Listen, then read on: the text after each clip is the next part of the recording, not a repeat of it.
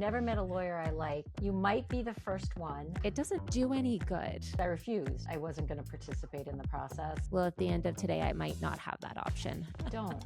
There's no good that's going to come from that. Yeah, you can't pour from an empty cup. Correct. What most people tell me they're looking for is peace. Of course, you're not here for the same thing that I'm here for. Well, I need it. Can you do that for me? You must see it all. This is not what I was expecting to do. Bulldog, bully. I decided to go back to litigation. Do you think it's a guilt thing? Does she know who that is? Does she know what's happening? I'm like, well, I do now. Hi, everyone. Welcome back to Non-Billable Hours. I'm Odette, and I am the host. I'm a litigator, failed ballerina, in that order. Before I talk about my guest today, I have one small favor to ask. I am currently 6 subscriptions away from hitting my first 100. So if you're watching this and you love fun, go, this is Candy, I'm having fun. Please hit subscribe and send this to one friend. And I hate doing sales. That's why I went to law school. Today, I'm joined by Mardi Chadwick-Balcom.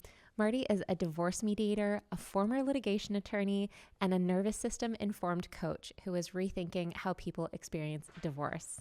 After more than 25 years in family law, Mardi now blends legal strategy with somatic tools, neuroscience, and emotional intelligence to help people navigate separation with more clarity, dignity, and less conflict. And I'm very, very excited to chat with her. So let's get into it. How are you? I'm well. How are you? I'm good, thank you. I'll start off with my first question for you, Mardi, which is, why did you want to become a lawyer in the first place, and what drew you to family law? I wanted to become a lawyer because I thought I was good at arguing. My dad told me I was really good at arguing. And this was in high school. I made that decision. And I remember when I told him I was going to be a lawyer, he looked at me and he's like, I don't like lawyers. That's what he said. I've never met a lawyer I liked. You might be the first one. And he said, the only thing lawyers are good for is they make a lot of money. And he looked at me and he goes, and you're not even going to make a lot of money. You're going to be one of those do-gooder lawyers. I know it. And I was like, I think I take that as a compliment. Nice earrings. Thank you. Thank you.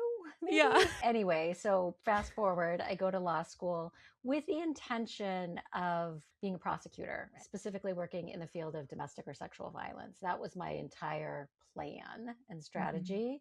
Mm-hmm. And when I got out, they were not hiring. I had interned at the DA's office. I had this whole plan to become a district attorney. I had just gotten married, and my husband, we're divorced now, but then at the time he was like, yeah, you got to get a job. Like you got this massive debt. Like we just got married. We can't live on my salary alone and pay these things off. So I started looking, found an opportunity to be a legal advocate before I passed the bar at a local domestic violence organization. And I was like, well, that'll be something fun to do. You know, it's in the field I want to be in.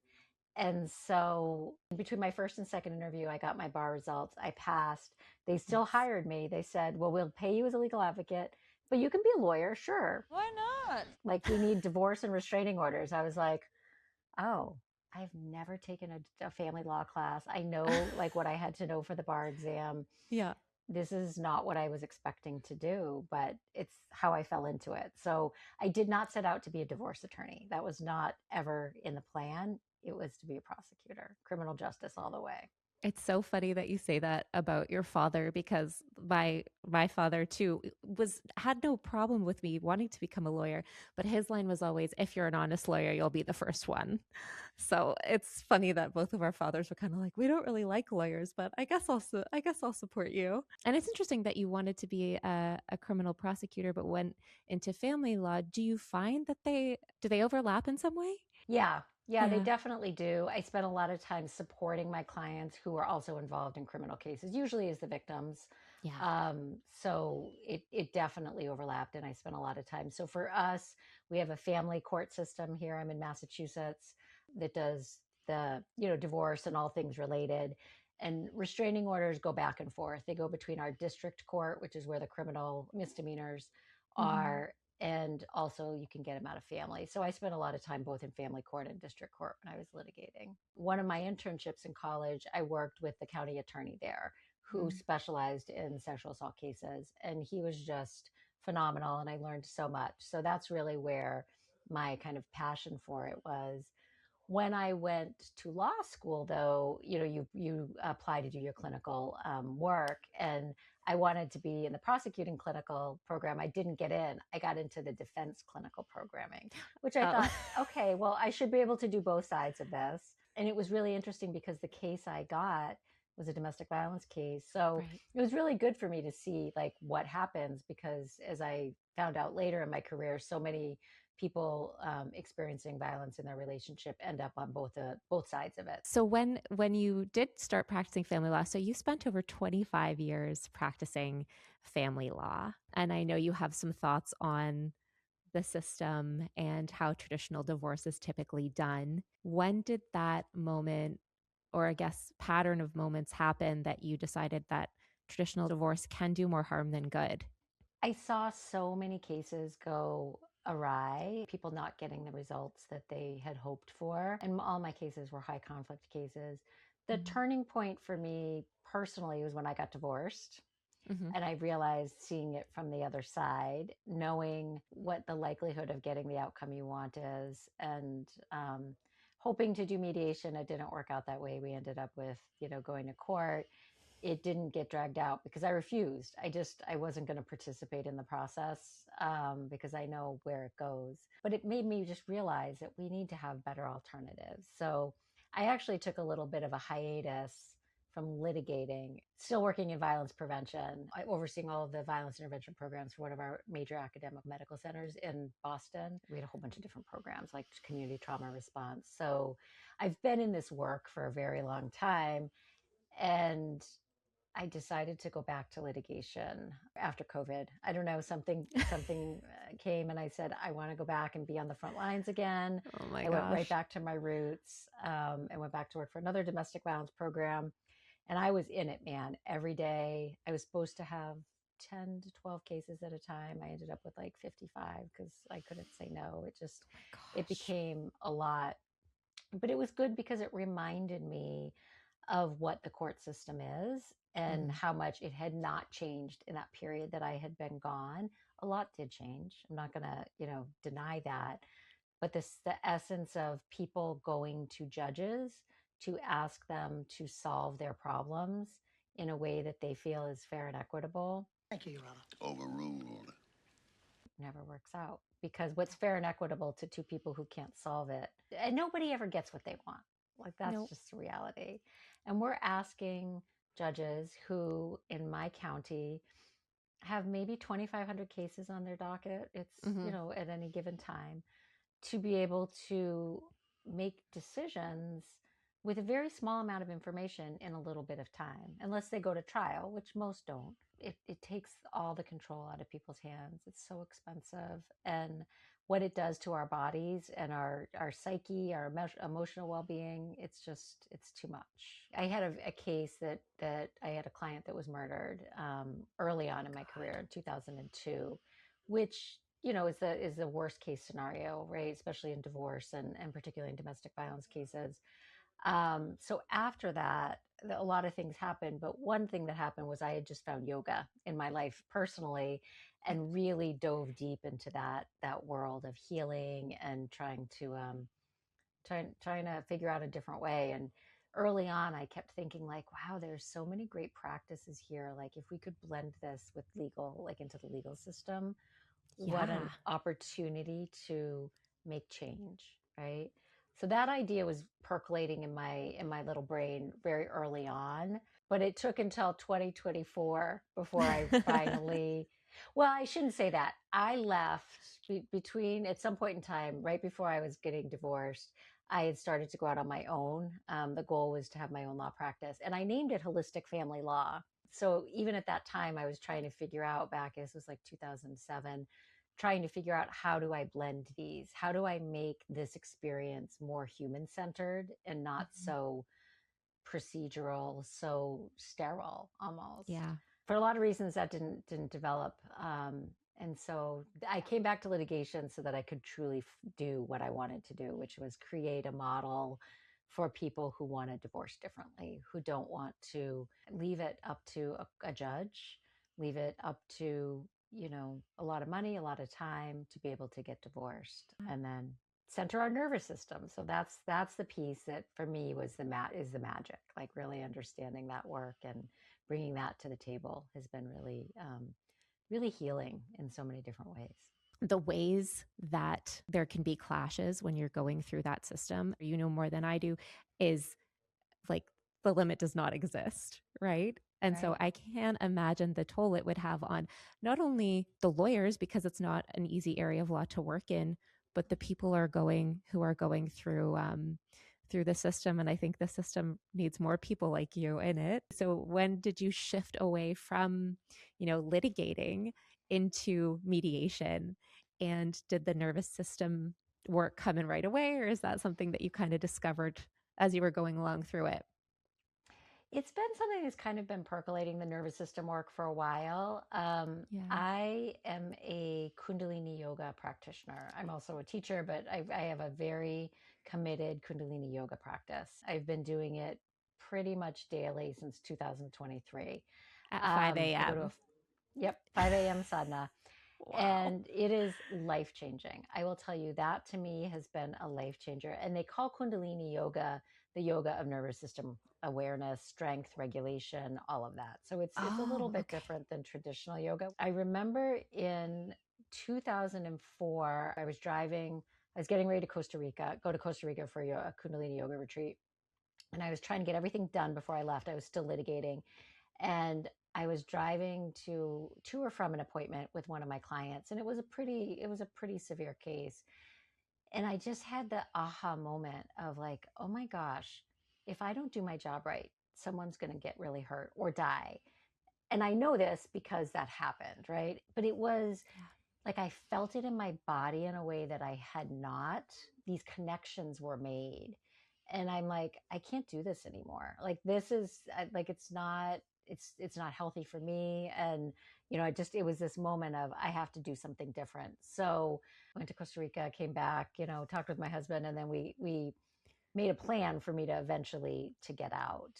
And the plan was to do what I'm doing now, but I couldn't do it right away. Honestly, it took me a little bit of time because once I got out of that work, I did some massive healing on my own. I was working with someone who's a chiropractor, but she does she's a no crack chiropractor and does I call her my energy chiropractor. Cool. All about nervous system regulation.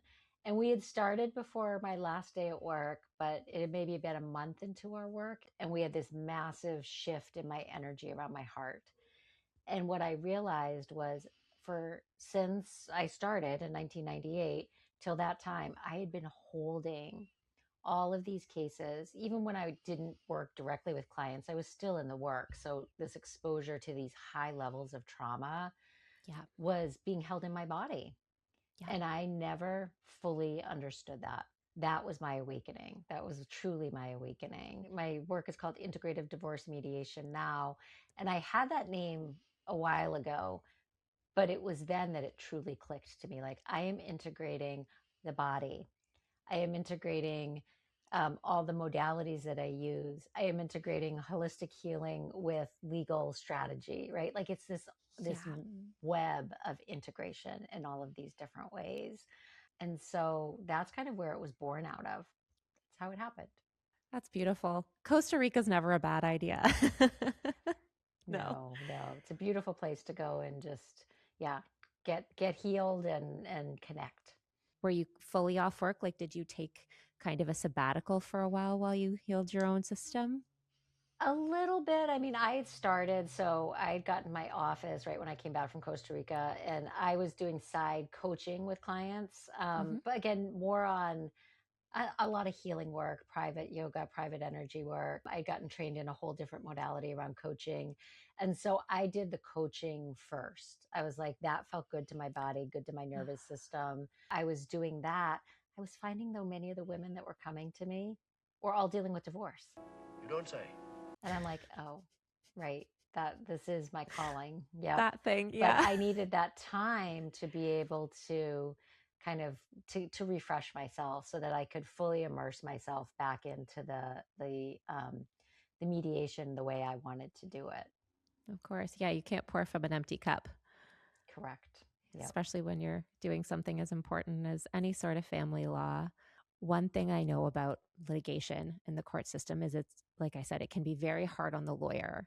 And as a lawyer, I think about that a lot. But what I love about what you do is you also take the things that you think, okay, this has helped me as the counsel.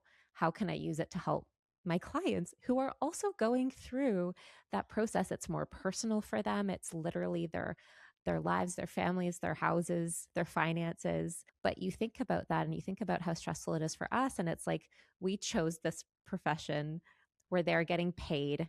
We get to go home at the end of the day. I remember having a moment with a stranger in a courthouse when I was an articling student, and I was there for a motion, and I was in the bathroom, and I came out, and there was a young woman crying in front of the sink. I was like, "Are you?" I was there for like a motion for a police file, like it was a very easy appearance, but I remember just saying like, "Are you okay? Like, can I help you at all?" And she's like, "Oh, it's just a really hard day." Da, da, da, da. And I was like, you know what? When I have those really hard days, I just try to remind myself that at the end of the day, I get to go home to my bed. And she turned to me and she goes, "Well, at the end of today, I might not have that option." And I was like, my heart, like I literally just got like my heart broke, and I was standing there thinking, yeah, of course you're not here for the same thing that I'm here for. Obviously. So they need the same kinds of strategies that we need, probably even more. Definitely more. Well, Yeah. and that's exactly why I do what I do now. And when I was doing the coaching, when I started learning some of the coaching and doing some of my energy healing and energy training, I was still litigating. My clients would let me coach them. And I mean, as an attorney, especially as a family law attorney, so much of what we're doing is coaching. It's really just trying to help people navigate. And a lot of them would let me coach. And so we were doing some of the techniques I had learned, like tapping and breath work. And I had I'm trained in some subconscious reprogramming. Um, when we would go to court, I've trained in sound healing. And as I said, Cool. energy. So we would prep, right? So we would go into one of the little rooms. We would do some breathing together. We might tap a little bit. I would bring my tuning forks into court because I could bring anything in. They never checked in my bags. And we would do tune-ups.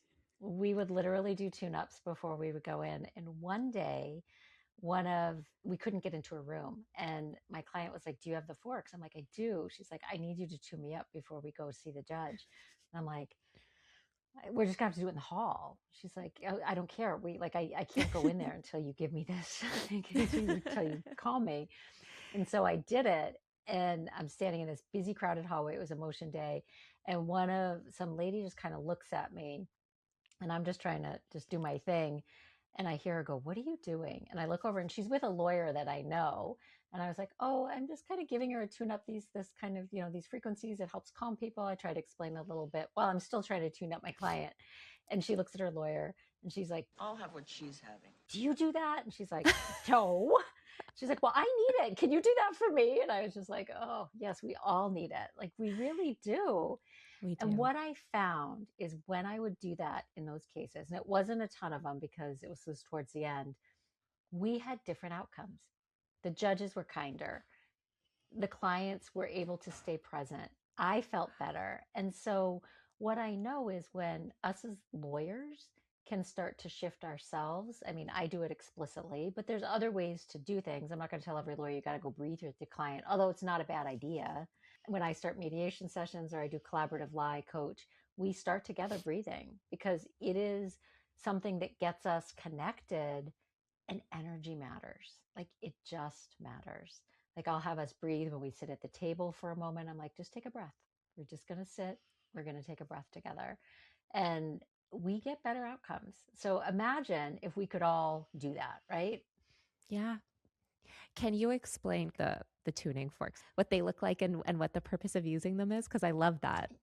Yes, I wish I had them. I did. I left them at my office, but That's okay. they're metal and they've got a frequency. And so when you cling them together, or you can hit it on something, sometimes I'll hit it on my wrist or my knee or whatever, it creates a frequency. And that frequency, because everything is energy. So if you kind of study physics, quantum physics, that whole world, everything is energy.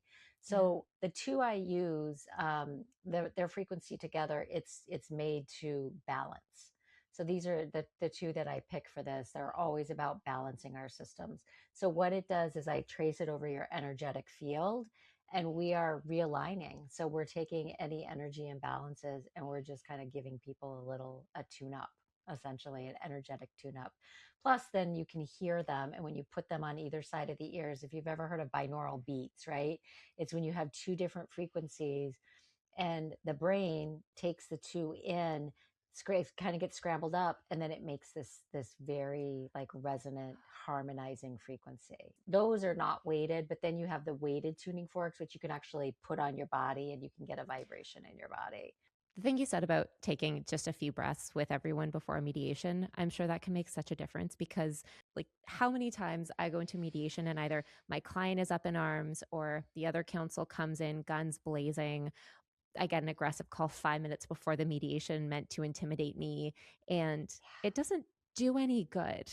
Like, No. I've been doing this 11 years now, and the most successful mediations I have is where we all go in and we're solving a problem together. We're all trying to come to a resolution that everyone's going to hate a little bit, but that everyone can live with. And like you said, you avoid putting your fate in someone else's hands. And it's amazing how many people come in thinking that it is a battle or something that they need to win. And I find that just derails it so quickly. Yeah, I do a consultation with both parties anytime I'm doing a mediation. And if they've found me, they've probably read my website. So they're going to have a sense around who I am. I will say I'm woo. Like I believe in all things woo. And if you don't want that, there's 100 lawyers around here that'll do it different. There's probably none that are going to give you a tuning fork, tune up. I do crystal bowls. But the breathing technique is the simplest one. It's free. It's easy. Everybody has to breathe. And if we just breathe I'll just guide folks through a short inhale and a longer exhale. If we do 3 rounds of that, it just sets the tone. And then we can go into the discussions once everybody's a little bit grounded. When people come to meet me, I talk about it. I talk about my philosophy and that this is an opportunity to come together to co-create an agreement so that you can move forward with your life with as little animosity and friction as possible, given the circumstances. Not everyone's going to be in that position, but that is our goal. And we're going to do it within a safe container where we care about our nervous system. So I'm going to ask you to breathe. I'm going to, offer you alternative things to do. I do check-ins with folks in between all my mediations, and sometimes they're just brief talk check-ins just to see where folks are. But if someone wants to come in and get a sound healing from me or a breathwork session, great, we'll do that too. Because the more you can learn about your own nervous system and how you react, particularly under stress, the better you're going to be. I don't want anyone making a decision from a state of survival, like a dysregulated nervous system, because it won't stick. It won't stick. Even just speaking to you, like my nervous system feels more calm. And I think that if I were someone going through the process, that's the kind of person I would want guiding me through it, either as my counsel or as my mediator, instead of some bulldog bully. That works for some people, but I think everyone thinks that that's the only way to do it. Everything I do, I try and set up from a perspective of regulating your nervous system. Like I do a flat fee. I don't want you to have to worry about every time you call me, you're going to get a charge. I'm transparent with it. Like from every part of the process has been intentionally built to allow you to have regulation. And we'll recognize dysregulation because that's life, right? You're not going to walk around we're not going to walk around being kumbaya all the time. Sing kumbaya. It's usually right after session 3, it escalates, right? So we accommodate it. Inevitably something goes wrong around session 3. And I shouldn't say something goes wrong. That's when the emotions really come to the surface. The first one, people are kind of holding it in. The second, we're really making some progress. And then the third, everyone's like, oh my God. We only do up to 5. I really don't have a couple cases go more than that, but generally we can get things done in 5 sessions with the work I do in between with folks, to just really guide them to that place of is this an agreement that feels okay in your body? I would Yeah. like to say good, but sometimes it's not, but is it No. feel okay Yeah. given the circumstances? And we do body work, like we do somatic work. I'm like going to ask you to like feel it in your body, like sit with it for a while. Let's make sure that this is something that, you can live with, so that you're not back in court a year later.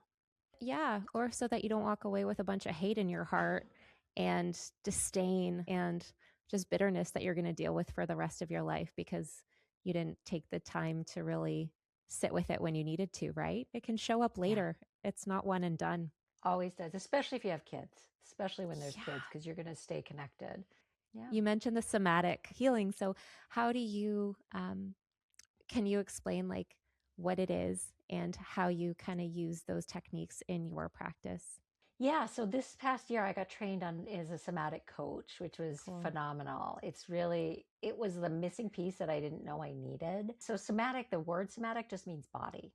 So it's a way to bring people into their body and neutralize sensations. So we do it in a lot of different ways. Like we can kind of get into the different parts if you've ever heard of IFS, and like there's different ways that we see who we are inside ourselves, but it brings the physical body, the emotional body, and the energetic body all together and creates space for it all to be there. We feel our sensations and we just kind of let the words come out. So it's kind of this balance between the conscious and the unconscious mind in some way, because I don't need you to think about your answers. I just want you to say what's coming up for you. Like, Right. like, oh, I feel this thing, and I'll ask a couple questions about it. One of the things I do with it that's a little bit different is when I'm doing somatic work, and it's usually in my coaching with my coaching clients, they're legal issues. So sometimes we might be talking about, they're going through the divorce in some way, shape, or form. Maybe they're preparing for a mediation that they're working with someone, or they've got a court date coming up, or they keep reading the agreement and they're not okay with it in their body. And Right. so it's like, okay, so where are you reacting to that? And is it truly about this agreement? Or is this agreement bringing up something else that we need to dive further into, which is usually the issue. It's usually never about what's happening in the moment.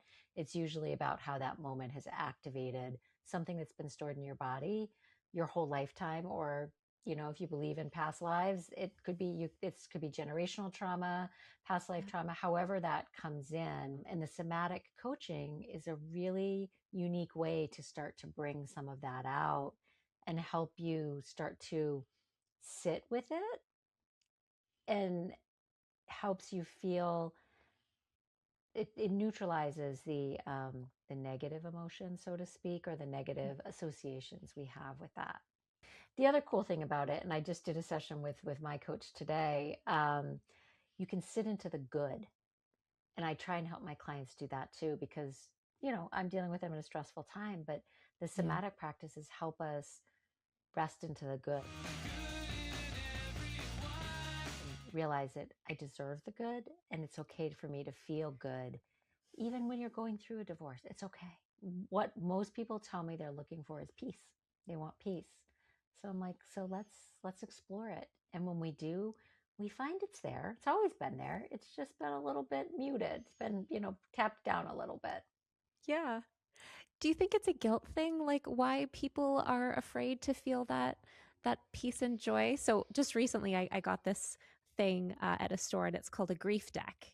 And it has either little prompts or things that you can read through. And I was reading through one last night, and it was literally talking about how if you're in grief or going through something difficult, you can feel guilty when you have moments of joy or when you have moments of peace. So do you find that there's a common sticking place that people get stuck when they're trying to get through something and out the other side? Yeah, I think that's such a good point, because I don't know that people consciously think that. I think there's just this association with I can't feel good right now because of what I'm going through. And I grew up Catholic, so Catholic guilt just infuses everything in my life. Oh yeah. It's just that's going to take a lot more sessions to get rid of that. But really just giving yourself permission to do that. I think people need to hear it, and they need to hear somebody say that it's okay to feel okay. And it doesn't mean that, sometimes, especially if they're parents and, your kids are involved, or if they chose the divorce. If you chose to have the divorce and all of a sudden you're starting to feel good, you feel there's this immense amount of guilt that can happen. Absolutely. And if you didn't choose the divorce, then I should feel this way. There's a lot of shoulds. One of Yeah. my teachers that I did energy healing with, she was like, "We don't should. That's about like I don't ever want to hear a should. Like when we're shoulding, that means we gotta get that garbage out of here. We gotta reevaluate. But we're so conditioned for shoulds. Like I should feel this way, and I'm like, why? Right. Yeah. You're going through something hard, but it doesn't mean you have to feel miserable 24 hours a day. It's a wave, Yeah. right? You can get rid of the martyrdom. Exactly. Is there something that you would say if you have, you're dealing with a lawyer or a client, simple practices or things that they can do maybe before going into court? If they're on the opposite side of the country from you, there's no Mardi where they live, what can you tell them in terms of how they can self-regulate a little bit? Well, I think one, the awareness around it too, recognizing, starting to learn what dysregulation feels like, because everybody's body feels a little bit differently. Yeah. But starting to have some awareness about that and knowing that it can shift. One of the things I actually have most of my clients start doing, and I think I can put a link, we can share a link for it too, is doing present moment awareness. Because if you're in the present moment, that is an automatic regulator, right? Because we can start to, when we're having anxiety, right? We're worried about the future. I think they say, is it depression? You're worried about the past, but you're not living in the present moment. Yeah. And when we realize, like, I'm sitting here right now, I am safe, I am breathing, I am experiencing what I'm experiencing, but the actual experience itself is never as bad as we're making it in our head. So a lot of what I really try and help folks do is start to learn about present moment awareness. And so I have like a subliminal. I think I have a subliminal and a hypnosis that's for free. I think it's on my website. So we'll share the links for your folks if they Beautiful. want. They can download it and start doing that, because it will start to, they say only 5% of our mind is conscious, 95% is unconscious. And so doing work at that subconscious or unconscious level is really where we start to shift. And again, if we can live in the present moment, which is so hard to do. I mean, I do all of this stuff and it's still, it's incredibly difficult. Yeah. But even moments of it. So it permeates your entire life, not just if you're dealing with divorce. And then breathing, stopping and taking these, what they call either the psychological sigh or these longer exhales, shorter inhales, 3 rounds of it before you go into something. Before, I talk about the pause with my clients all the time. If you get a text or an email, don't respond. Don't. There's no good that's going to come from that. And if you can't control your impulse, then write it down, voice note it, and put it aside. And like I say, minimum of 3 hours, I would prefer 24 or 3 days. Because the other thing is they're like, but I have to respond. I'm like, why? Right. It's your own mind telling you that there's this urgency. That's your fight, flight, whatever your nervous system response is, that urgency of I have to do this because I can't sit with this discomfort in my body. Yeah. You can. You're going to be okay. Nothing bad is going to happen. It's so rare. It's like probably 0.01% of things that need an immediate response. Yeah. We think it needs immediate response because we can't hold that. And so the practicing the pause, and the emails and texts are the easiest ones for me to give an example of. But if somebody calls you and you don't feel like you can take that call, then don't take it. Absent, somebody will leave a message or a text if it's an emergency. Yeah. But if you're not in a state to take a call from your ex or whoever the party is, it's probably not a good idea to do that. Like, it's okay to take time and set your boundaries and get yourself in a place of regulation before you respond to things. I have a feeling that everyone listening to this or watching this is going to know exactly what you mean, especially with you not wanting to sit with the discomfort and knowing that it's waiting for you. I get angry emails almost every day, or emails that I think are unreasonable, and all I want to do is tell them to go to hell. That's all I want to do. And I would never.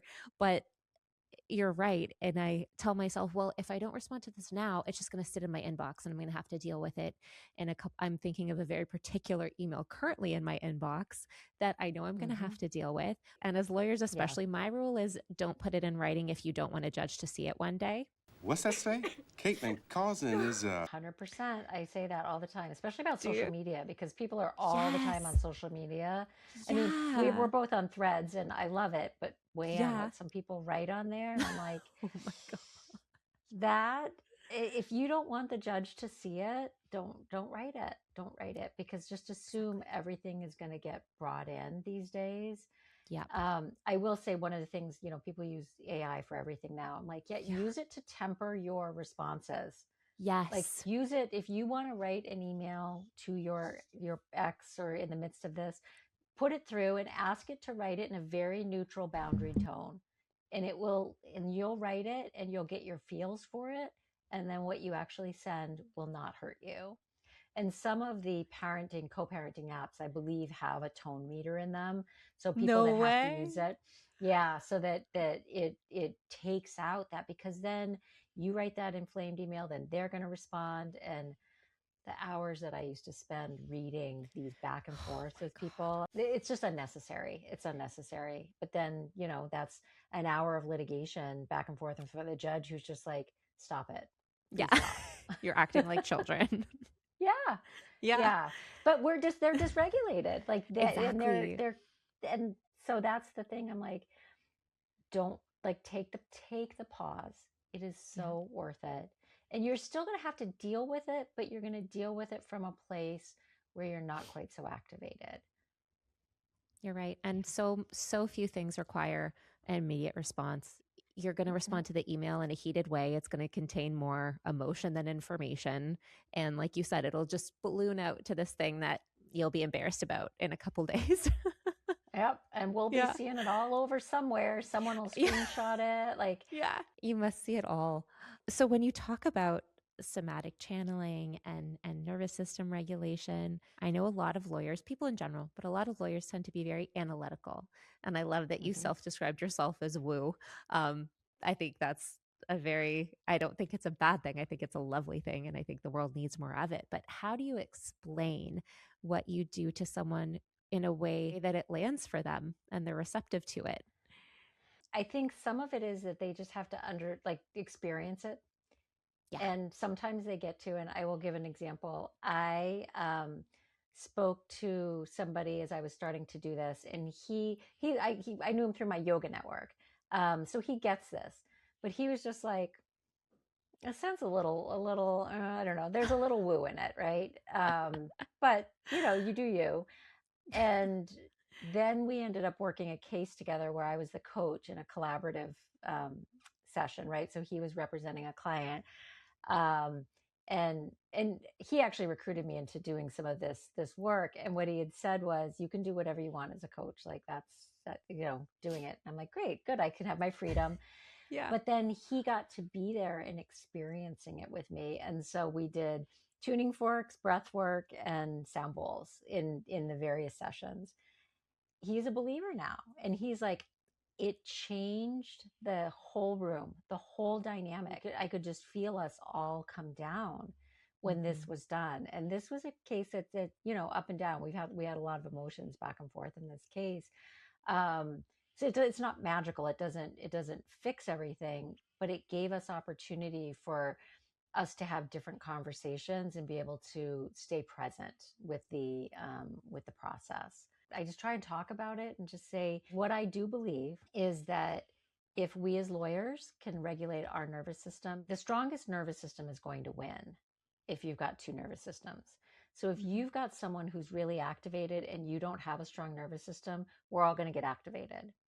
But if you have a strong enough nervous system that can withhold that activation and stay centered and grounded, that you're going to naturally be able to bring that other one down, because you're not going to feed into it.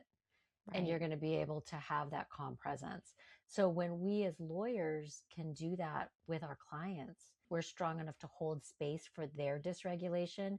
We naturally help them start to regulate. My vision at some point as I continue down this path is to actually be doing coaching and support with lawyers because I think that's where the most impact will be. The more lawyers that can actually regulate their own nervous system and learn how to help their clients. And they don't have to do, I'm like, you don't have to be woo like me. There's lots of ways that you can do it.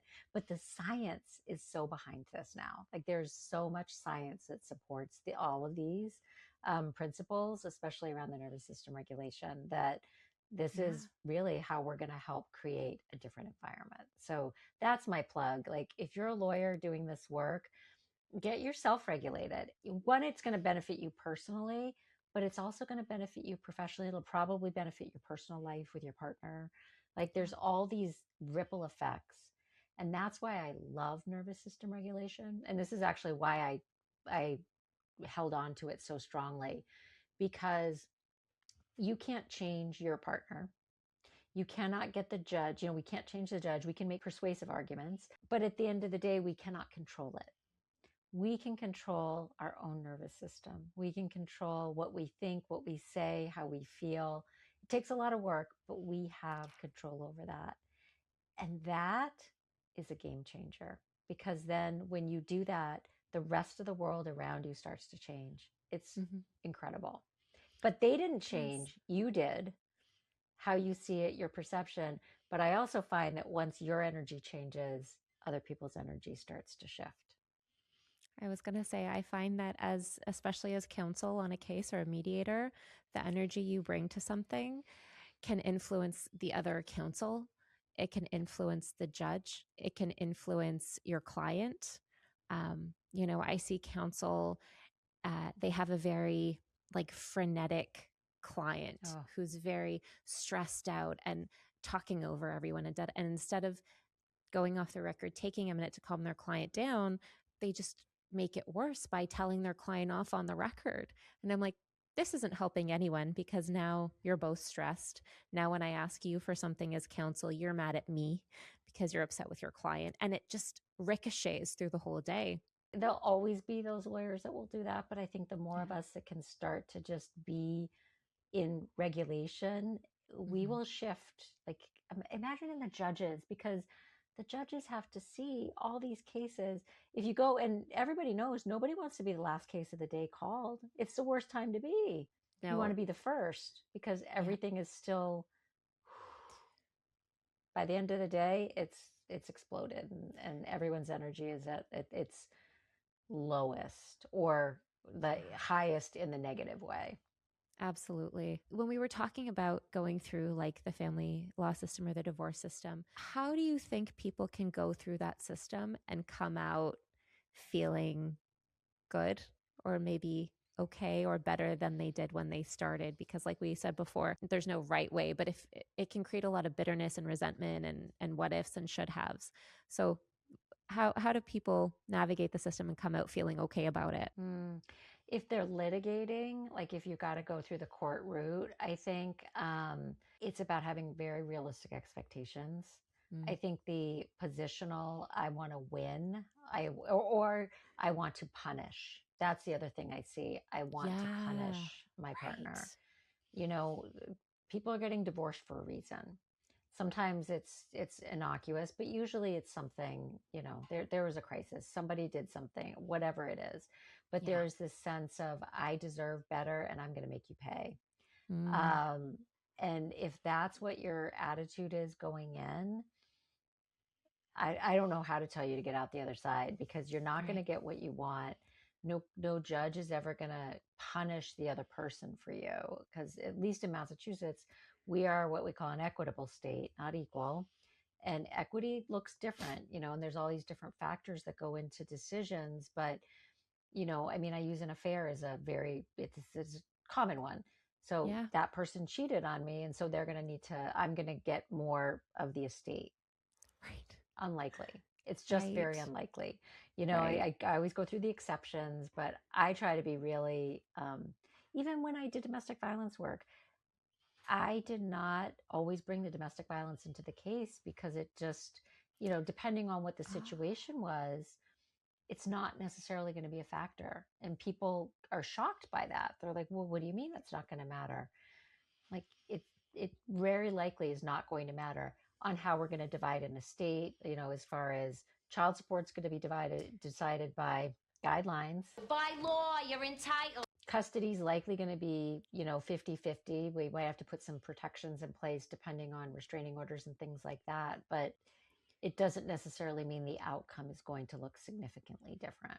There is a element of punishment on both sides, because if somebody's accused me of it, now I'm going to make them pay.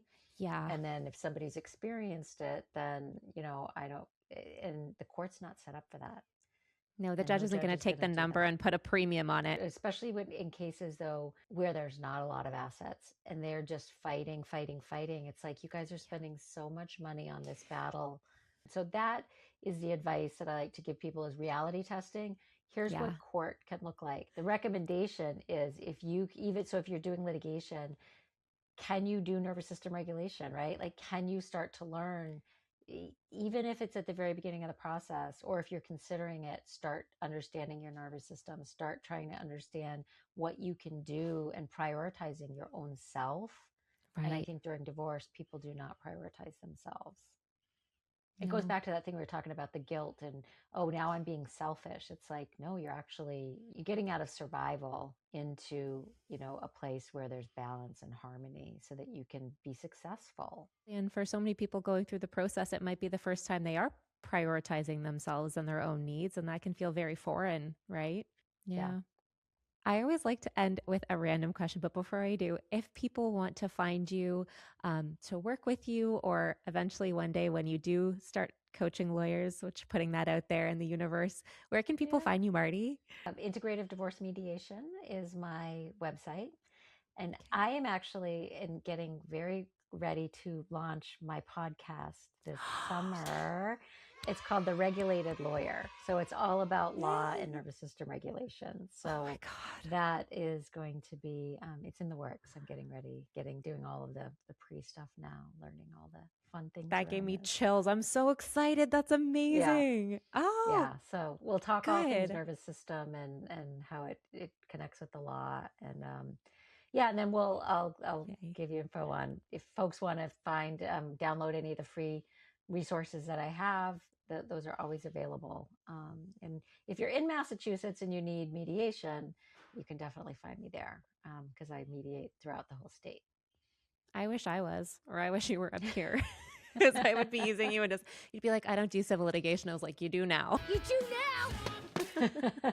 I know we've talked about a lot of things that seem to light you up and bring you joy, but what's one thing lately that's totally unrelated to any of the work you do that's bringing you joy right now? I was in San Diego last week, and I went to the most fun experience I've had in a long time. It was called Banana Ball by the Savannah. So it's called the Savannah Bananas. The Savannah Bananas. You went? Yes, I went, and oh my God, I got to, at the end, I was totally unexpected. I had never heard of it before. Never. I was at a conference, and one of the women was like, do you want to go to this? I'm like, what?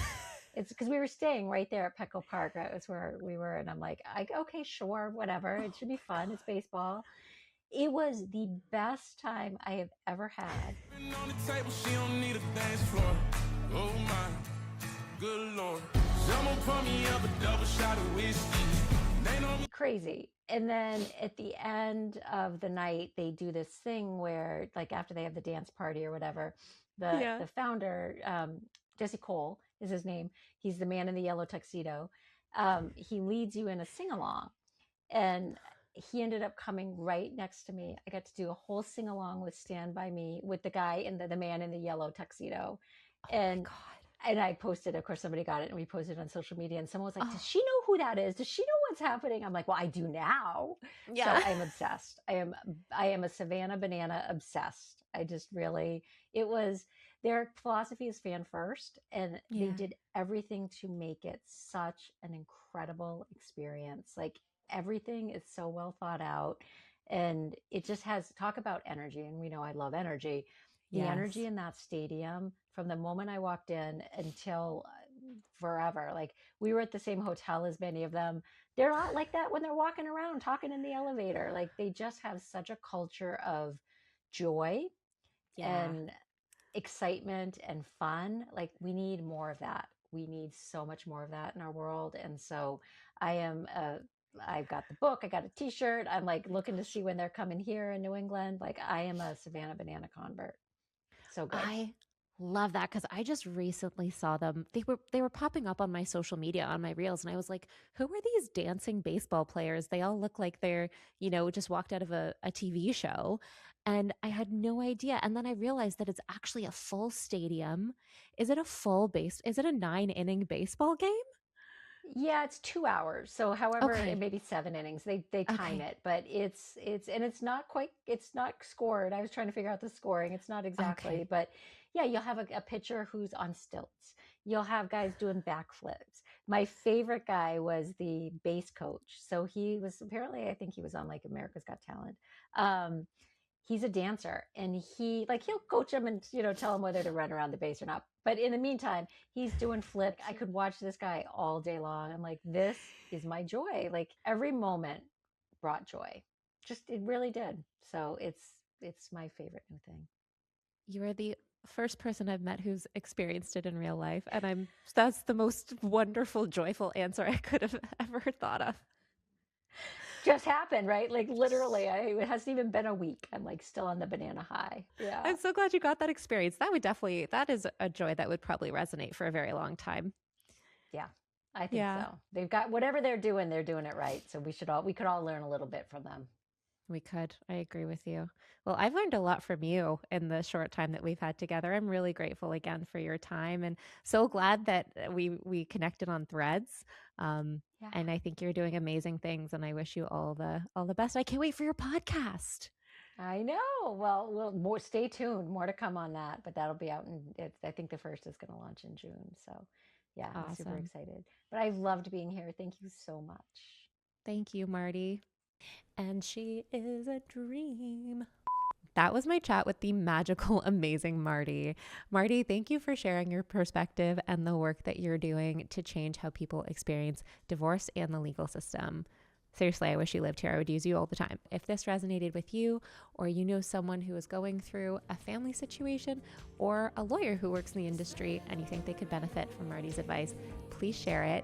And in the meantime, don't forget to subscribe, like, comment, ding the bell, follow us on Instagram, and I'll see you next time.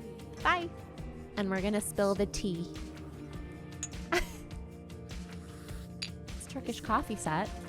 N for Marty is the best. There's no N in that. Dude, she's so great.